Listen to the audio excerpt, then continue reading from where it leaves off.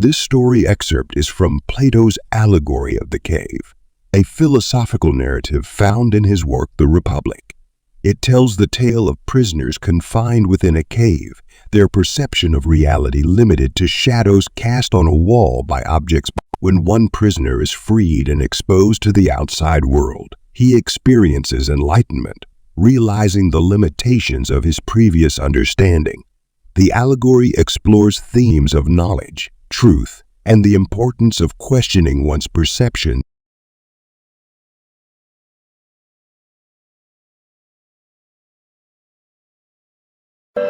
Once upon a time, there were prisoners who lived their entire lives inside a dark cave. They were chained in such a way that they could only see the wall in front of them. Behind the prisoners, there was a fire, and between the fire and the prisoners, there were puppeteers who would pass objects in front of the fire, casting shadows on the wall that the prisoners could see.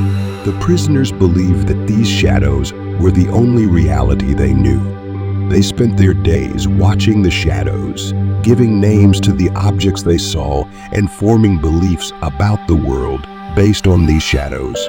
One day, one of the prisoners was freed and forced to turn around, facing the fire. At first, the prisoner was blinded by the light of the fire and struggled to see clearly. As the prisoner's eyes adjusted to the light, he began to see the objects behind him that were casting the shadows. He realized that these objects were the true forms of the shadows he had been seeing on the wall. The prisoner was then led out of the cave into the sunlight. At first, the brightness of the sunlight was overwhelming, but as the prisoner's eyes adjusted, he saw the world outside the cave in all its glory. For the first time, the prisoner experienced the true essence of reality.